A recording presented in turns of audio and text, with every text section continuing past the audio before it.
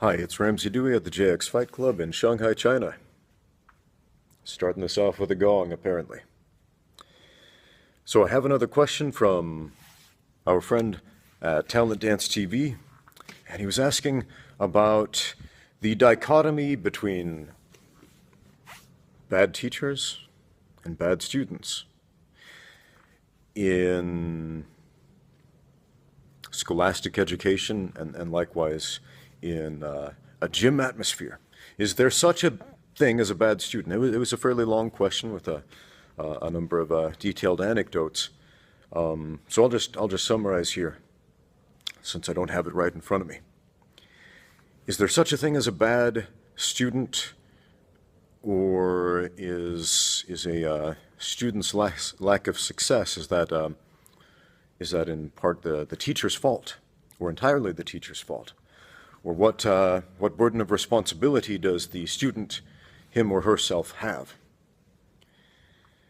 So that's a very good question. I also think it's a bit of a false dichotomy because, again, there are many, many variables in that equation.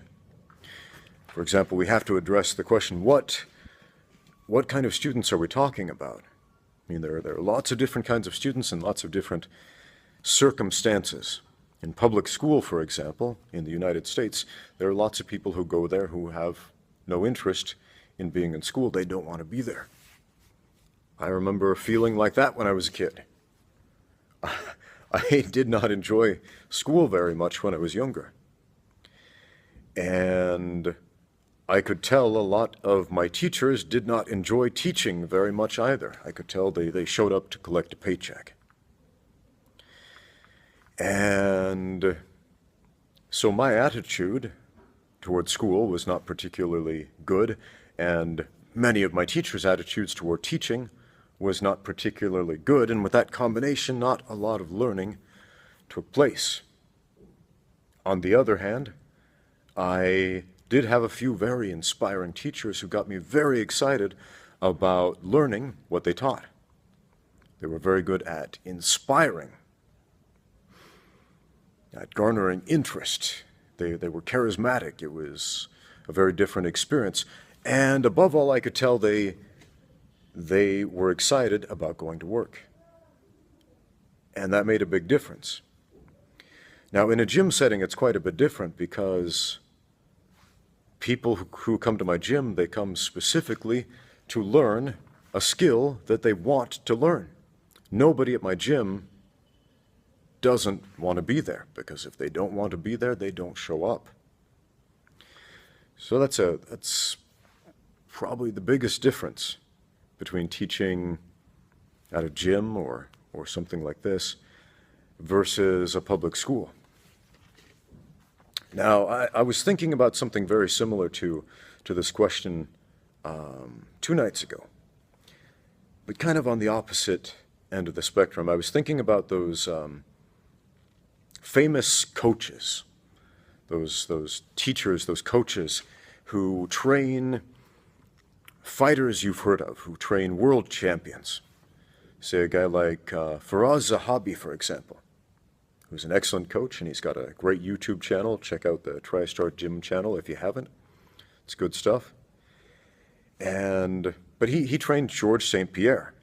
If you don't know who that is, he was a multiple-time UFC world champion, one of the most dominant champions in the history of the sport. A lot of people still argue he was the best pound-for-pound fighter ever. And so the logical conclusion is that his coach must have been doing something right. So who was his coach? Firas Zahabi.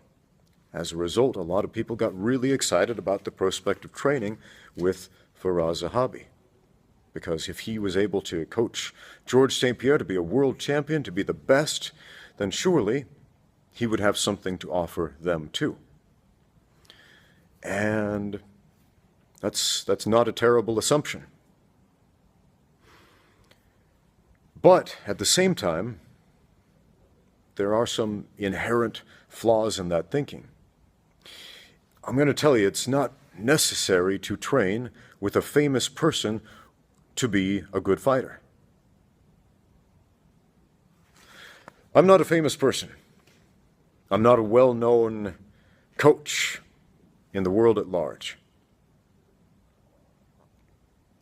But I have trained fighters who've beaten much more well-known, beaten the students of much more well-known coaches.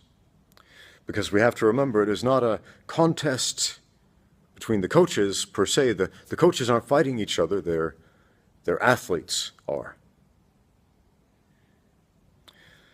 So I have trained athletes who've beaten the athletes trained by much more famous, much more reputable coaches. You know, people who have won world championships.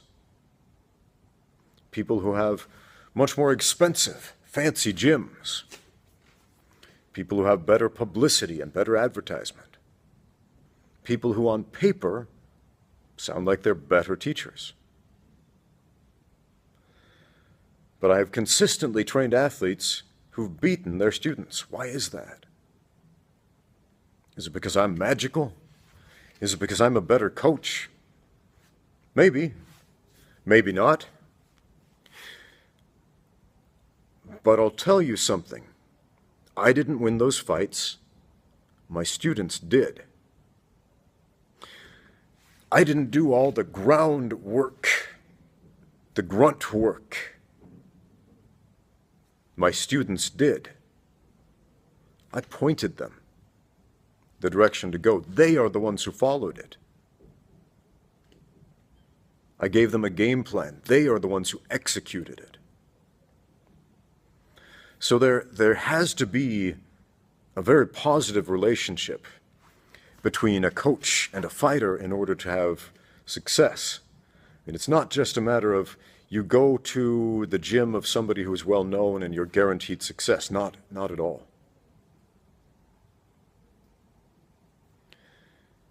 There's a coach I really admire, Jeremy Horn. He runs a gym in Utah called Jeremy Horn's Elite Performance. If you're in the area, check it out. He's a multiple-time world champion, including UFC champion. Guy's had hundreds of fights, mostly wins in his career. And he's coached a who's who list of great fighters. And a lot of people who go to train with him, well, they go there because of that reputation. But I've known a few guys who had this idea, I'll go train with Jeremy, and he will magically make me that level of fighter. And I've seen it. A couple of these guys, they go in there, they pay their tuition, they show up at the classes, and they don't magically become world champions. And why not? Why not? They're training with one of the best. And that certainly does help, but man, you got to put forth the effort to make it happen. So a great deal of the success of the student, in fact, I would say the bulk of the success of the student lies on the student. If the athlete is not willing to do the work, they will not get the result.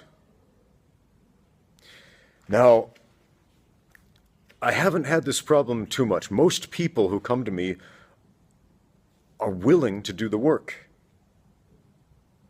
I told this story before about my student Roy. He was this overweight Chinese guy. He was fat. He'd never exercised before in his life. But, here, I'm going to sit up here a little higher. But he was, yeah, that's better. He was determined. He was determined to change his life, to get into shape, and to do the work, to do whatever it took. And so he'd show up, and on day one, he lasted 1 minute. And that's all he could physically give. He gave everything he had, which was just 1 minute of work, and that was it. And he showed up the next day, and he was able to give 2 minutes of work, and that was all he could give. And every day he showed up and he gave 100% of what he could give. His honest 100%. And it was just marginal improvements. Maybe 1 more minute he could go. And again, this guy was heavily overweight, very unhealthy. But he changed his life around over the course of 2 years, changed his life around completely. And the guy's winning fights now. He's won over a dozen amateur fights, mostly by knockout. Boxing, kickboxing, MMA, jiu-jitsu, K1. Anytime there's an amateur fight, he jumps at the opportunity to do it, and he is fit now, super fit. The guy's got a six-pack, guy's got muscle striations. He's one of the assistant coaches here at the gym. He is the success story every coach wants to see. Oh. Now, is that because, I'm some sort of magical teacher? Is that because I'm special? Well, I'll tell you what I did. On that first day he showed up, it was an afternoon jiu-jitsu class, and there was nobody at the gym. Nobody showed up. And, a lot of coaches, understandably, they've got a minimum number for the students in the class, and if that minimum doesn't show up, they'll cancel. I don't do that. And I'll tell you why, because of guys like Roy. He was the only one who showed up, and he looked kind of nervous, like, oh man, he's probably not going to do the class today. And I said, get dressed, we're going to work out today. And I gave him 100%, and he gave me 100% back. Now, I've had situations where I've had students who were not that dedicated, where I gave them 100%, and they gave me 0. And that's confusing to me because, they come to my gym, they pay me to coach them, and every once in a while, not that often, I'll have somebody come in with a defeatist attitude, with magical thinking, this idea that because I have demonstrated a pattern of successful teaching before, that somehow that will just magically be imbued on them through osmosis or something. And logically, we all understand that doesn't work, but in practice, some of us try to make it happen anyway.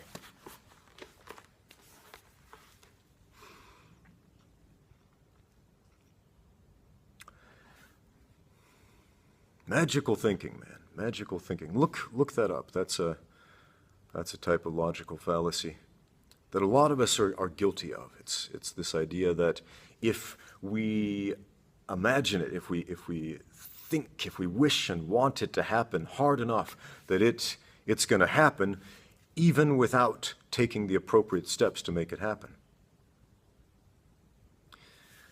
I've worked as a teacher in a number of different fields. I worked as a substitute teacher in American public schools for a number of years, and so I taught a number of different subjects. Spanish, PE, kindergarten, high school, Latin, math, science, basically everything, every subject you can imagine. I taught that subject as a substitute teacher. Choir, that was a very interesting situation. I'm going to tell you about a choir class because I was a substitute for about 6 months for this choir class at a high school. And there were 2 different classes that I subbed for. One of them was, I guess it was like the elite choir. And these students were amazing. They were fantastic singers, and I could basically give them simple directions, and and they would just give me music in return, beautiful music in return. And oh man, it was so much fun teaching these kids. It was amazing. And we got stuff done. Man, we got stuff done. But there was this other class. They were mostly a group of kids who signed up for a choir class as an elective because there was nothing else to do at that time. And this was not a fun class.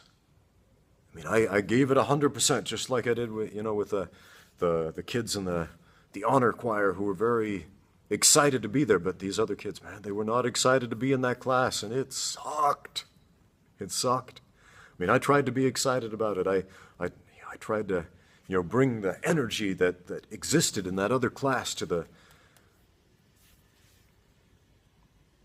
but it didn't happen.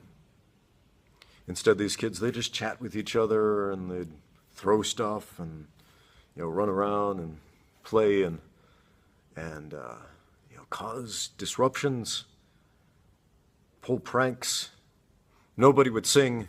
I couldn't get them to open their mouths no matter what I tried because none of them wanted to be there. And that makes such a huge difference. I mean, if you don't want to learn, you won't learn. Now, I wouldn't say these kids were bad students. It's just what they wanted to learn was not what was being offered. I'm going to tell you about jiu-jitsu a little bit. There's a basic technique in jiu-jitsu, opening up the guard in a very specific way that is one of the first things that white belts learn. And to get your knee in the middle and drive the hips down and get that guard open so you can start to pass the guard and improve your position and win the fight. And when this was first explained to me, it was explained to me by a black belt, a very good black belt. And I didn't get it. And it was explained to me again by a different black belt, a guy who was very good at what he did. And I still didn't get it. And I had a number of other very good instructors, very good, passionate, dedicated teachers try to teach me this technique, and it was like, oh man, I don't get it. And I tried for years to make this work, and they made it seem so easy, and it was just so frustrating. And eventually one day I was just training with this dude who was a white belt, actually, and he said, "Oh, dude, let me just show you this thing. Just like put your knee there, and boom, there it is." And I was like, click. I can't believe that just made sense. And from that moment on, I was just able to hit that move again and again and again, easily. Just slide through that guard like butter. And it was confusing, like, why is it that these really good, honestly good teachers weren't able to reach me, but this no-name white belt, with this very simple explanation, it clicked. Now, there are a lot of variables in that equation as well. I mean, when I was first taught the technique, I was brand new. I didn't know how to learn. I hadn't learned how to learn yet, When I was taught the technique the second time and the third time, I was still learning how to learn. I mean, that's a big part of it. And so when that white belt showed me, just put your knee here and do that, and pop, it happened, I was much more ready to learn because I'd already experimented with it. So much trial and error went into that process. And so when he pointed out that one little detail that I was missing, boom, it clicked. Was the white belt a better teacher? No, actually, this guy was kind of a terrible teacher, to be honest, one of the worst teachers that I know. But when he pointed out that detail, because I was so actively seeking the answer, it made sense, I believe. If we do not experience the limitations, we will never ask the right questions. And if we do not ask the questions, we will never find the answers.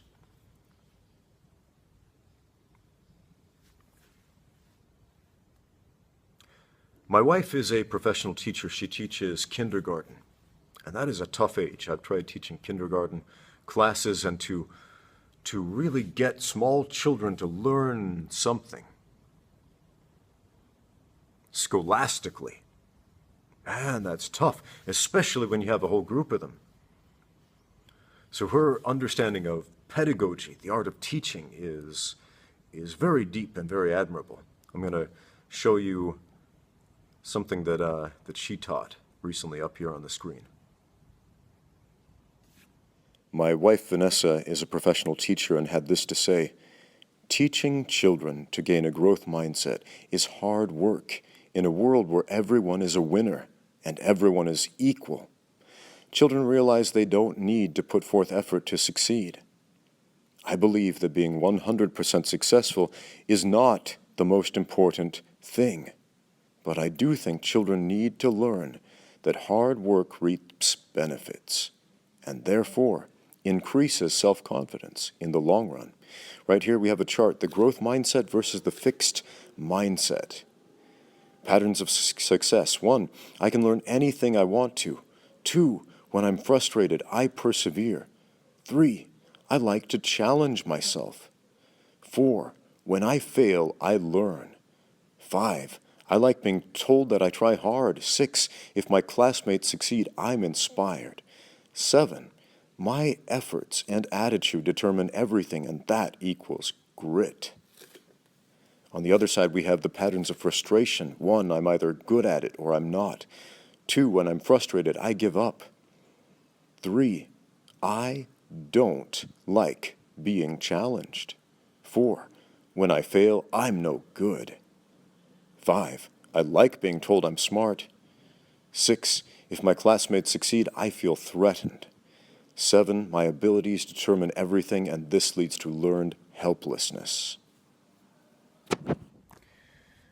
Are there bad students and are there bad teachers? Yes, absolutely. There are probably more bad teachers than bad students, though. I could be wrong. But I'll tell you why I think that. One bad teacher has more potential to do harm than any number of bad students.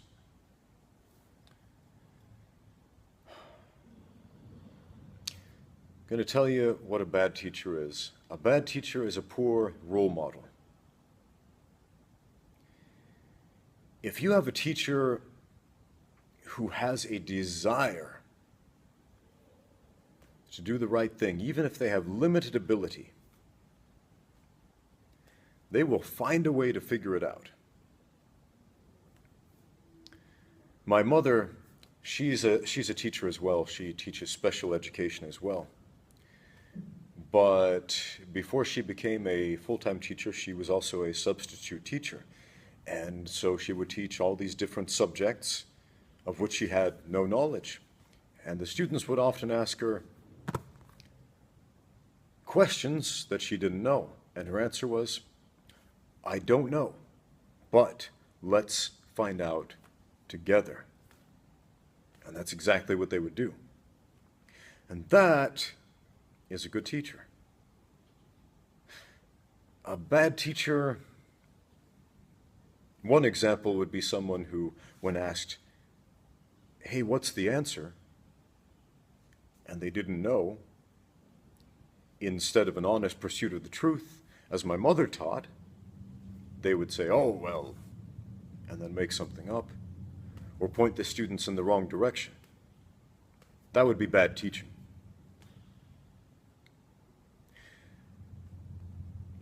But the bad role model, and I'm going to tell you about this guy that I know who ran a gym here in Shanghai, and he was a bad role model. I mean, he was a bad guy. And he would lie and cheat and steal and do some unspeakable things. Guy was a bad guy. He was mean. But he ran a gym and he taught teenagers, impressionable young men, who looked up to him. And when you're a teacher, when you're a coach especially, man, you need to be a positive role model. You have to. Because if you're not,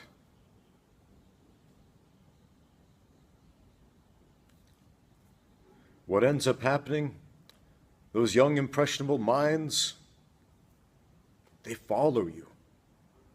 They see what you do. And they think, well, that's what my role model does, so that must be okay.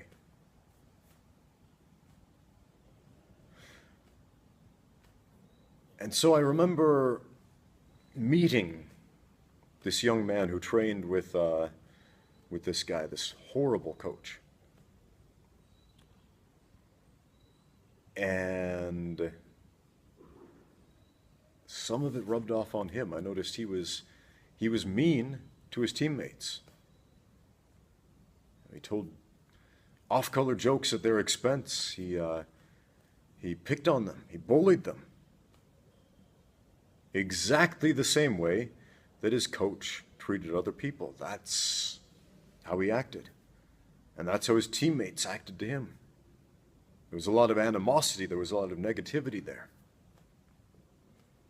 And that's a shame, because that's not a productive learning environment. It's just not. I often say my gym is like my church. And yes, I'm a religious person. I have an actual physical church that I go to. But my gym is like my church.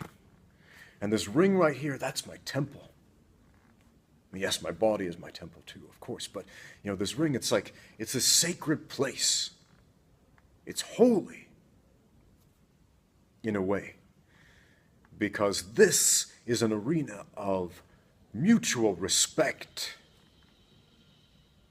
When we step in here, we do not step in here because we are angry at each other, because we hate each other. To the contrary, we step in this ring to test each other, because we respect each other. I always tell my students, fear no one, but respect everyone. Especially in here. Fear does not belong in this ring. Yes, we are going to be scared of the prospect of injury. Fighting is a scary thing, but we must not fear our opponent. We must respect him. We must respect what they're capable of doing.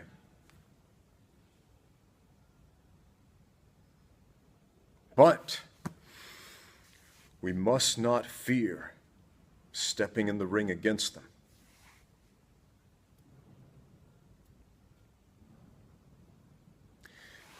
So when I see people come to my gym and when I see negativity come out toward themselves or toward others, I shut that down right away. And I let them know, no, that does not belong in this place. When people tell me, oh, I'm no good at this, I shut that down right away. Because the words we speak about ourselves are self-fulfilling prophecies. It's fine to be inexperienced. We all begin inexperienced. But to tell yourself, I'm no good,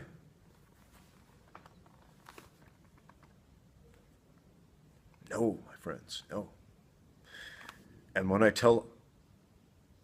I see new students project negativity at other students and essentially tell them, you are no good, or I am better than you, I shut that down right away. Yes, fighting is a contest to see who is the better fighter, not who is the better person. That's what I teach my students. But this other coach, this bad teacher, what did he teach them? I'm the best guy in the world. Worship me.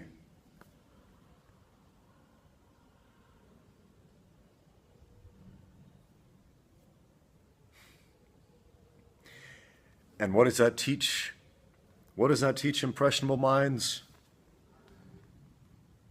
That it's not a contest of who's the better fighter, that it's a contest of who's a better person, who has the bigger ego, who has the more dangerous sum of pride. Throw that in the garbage, guys. Throw that in the garbage.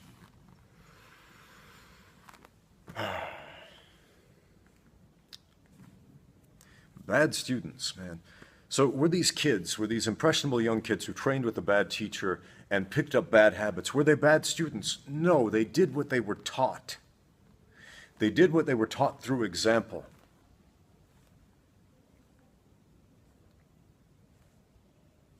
That's the only real way to teach, is through example.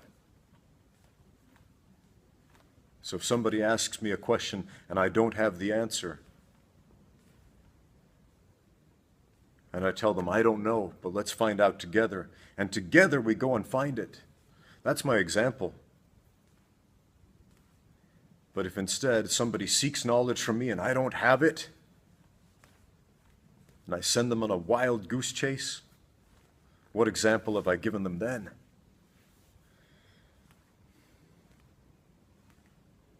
If I set myself up as this fount of knowledge and wisdom and infallibility, what example does that give?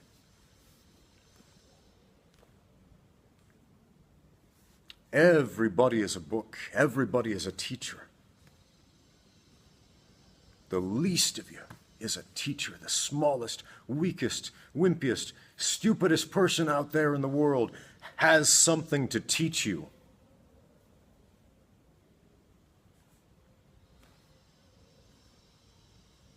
And I have not yet met a single human being that I have not analyzed closely, that I did not learn something from.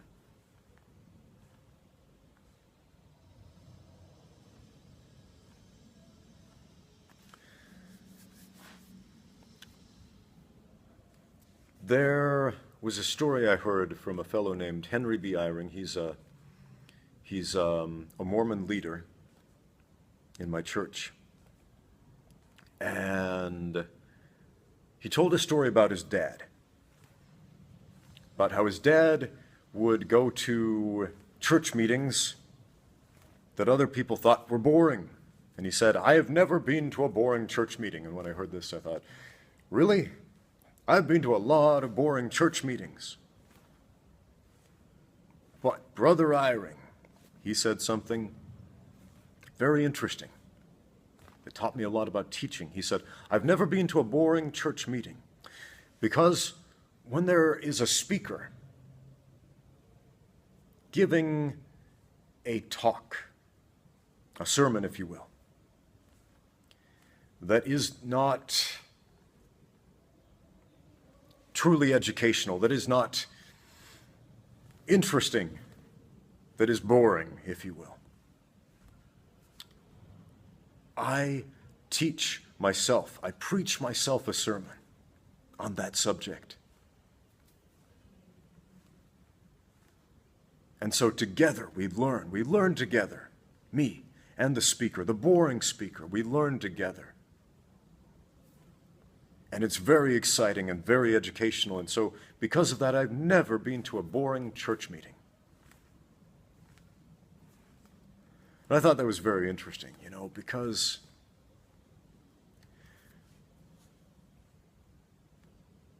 how much time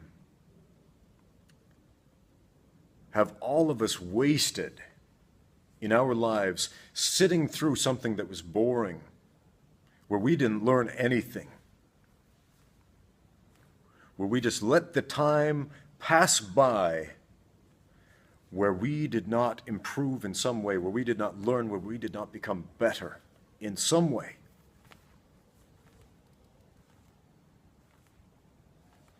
How many years, how many hours, months, days, how much of our life have we wasted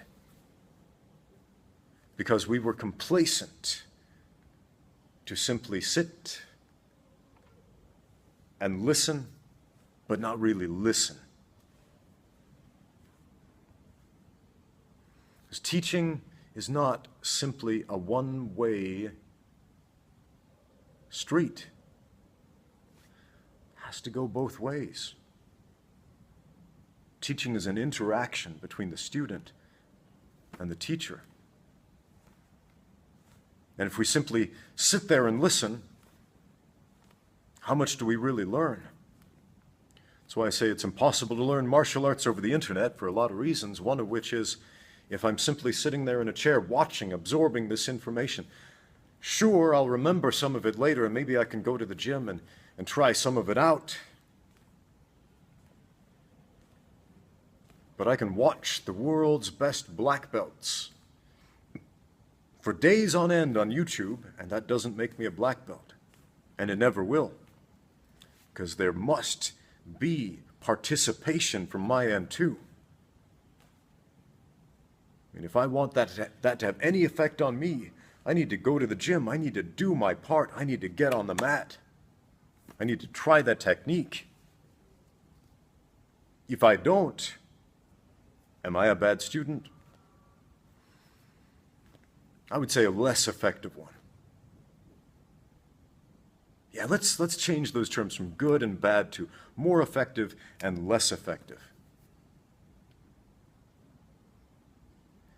Because even if we're just sitting there, trying to absorb information through magical thinking and osmosis, some of it's going to stick, I'm sure. But is there a more effective way? Oh, yes. Definitely yes.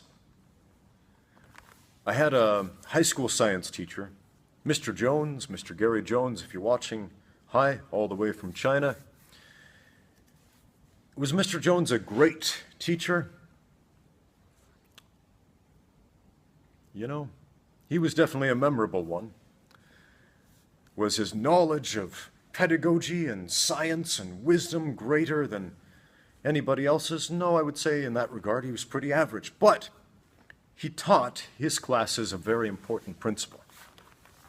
He said, all right, guys, when you take your notes, and make sure to take notes, read them and study them for 5 minutes a day outside of class. And if you do that, you will do much, much better on the tests than you otherwise would. Now, the very act of note-taking itself is active participation. That's why even in martial arts, even in the gym, I have a lot of students, they'll whip out their cameras and take videos of the technique that I show, but I'll tell you, my best student, one of my best students, my assistant coach, John Jong, there was something very different about him. He didn't whip out his camera to record technique. He took out his notebook and a pencil, and he wrote down what he had learned, what he had observed. Every day after class, he was writing down what he had learned. And when we go to the effort to take a pen or a pencil physically on paper and physically write it down, guess what? That becomes physically ingrained in our bodies, physically ingrained in your mind at a much deeper level. Why? Because you have actively participated. You didn't just let the machine do all the work for you. That's not to say a camera isn't a useful tool. It is if we use it, if we participate the right way. But I noticed something about John. He progressed so much faster than those guys whipping out the cameras. Now, Mr. Jones' idea that we don't just take the notes, but we study them. A lot? No, not that much. 5 minutes a day. Anybody has that time. Everybody has 5 minutes a day they can set apart to do whatever it is they're trying to accomplish in life.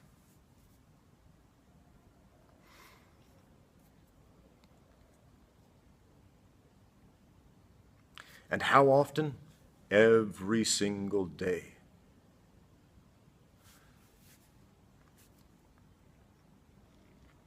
Now, I wouldn't say Mr. Jones was a man of extraordinary intelligence, but that principle that he taught was extraordinarily intelligent. Because even if you're as dumb as a bag of rocks, you can use that principle to dramatically increase your knowledge, your wisdom, and your applied intelligence.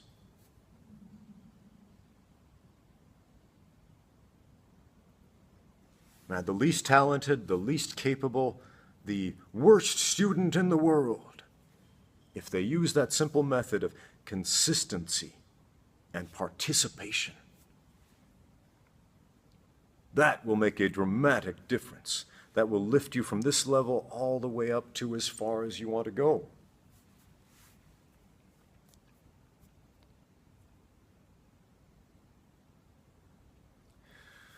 So good students and bad students, no, I'd say more effective, less effective.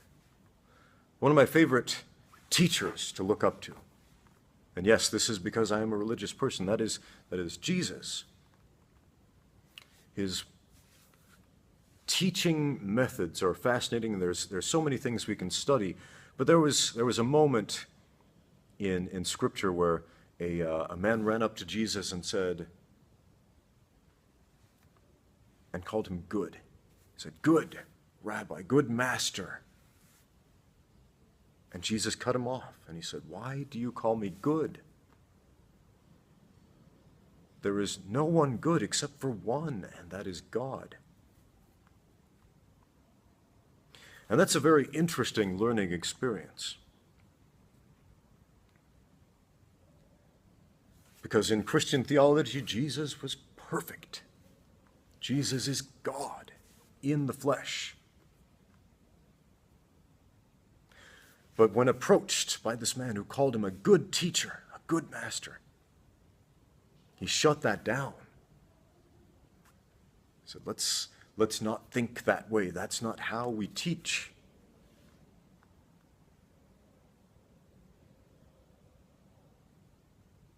God, the ideal, that is good. But right here, let's focus on something else. And I think that's a great principle for teaching. So instead of thinking, again, good students, bad students, good teaching, bad teaching, more effective, less effective. That way, it doesn't become a false dilemma. That way, we can account for all the variables. All right, guys, this is running long. I have a lot more I'd like to say about this, and I'll probably get back to it in another video, hopefully more concise. But hey, thank you so much for watching, bearing with me. Now get out there and train.